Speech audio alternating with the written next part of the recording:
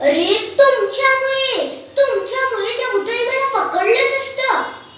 अरे हो रे, माहितीये मला भूत नसतात हेच सिद्ध करायला गेलो होतो. पण ते भूत मला एकदा नाही तीनदा भेटले, तीनदा.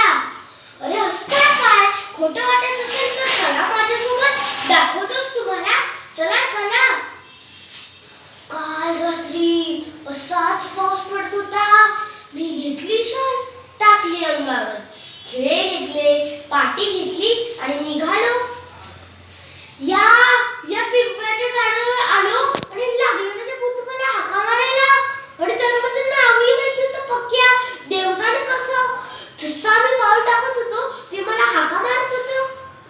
पचक पचक पचक पचक पचक पचक. बघा बघा अगदी हाका मारते.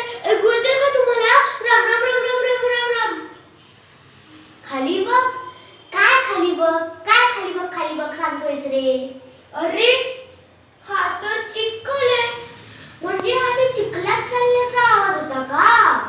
पण असं कसं होईल? त्या भूताला तर मी शेतातही पाहिलं होतं. दोन्ही हात पसरवून असं उभं होतं, हलत होतं, मला पकडणारच होतं. बरं झालं मी राम राम बोलत होतो, नाहीतर त्या भूताने मला पकडलंच असतं. अरे काय तिथे दाखवतोस रे? काय आहे तिथे? अरे हे तर बुजगाव आहे.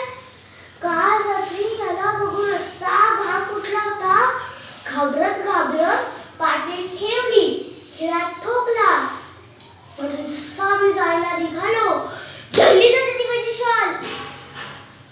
सोडतच नव्हता. शेवटी टाकली ती शॉल तिथेच आणि आलो तुमच्याकडे. ही बघा ती शॉल अजून इथेच. अरे हे काय? या शालीवर तर मीच खिळा ठोकलाय. बघा मी सांगत होतो ना भूत नसतात. तुमचाच माझ्यावर विश्वास नाही. उगाच पाठवलं मला इथे पाठी ठोकायला. एक मिनिट तुम्ही मुद्दामून पाठवलं ना मला इथे?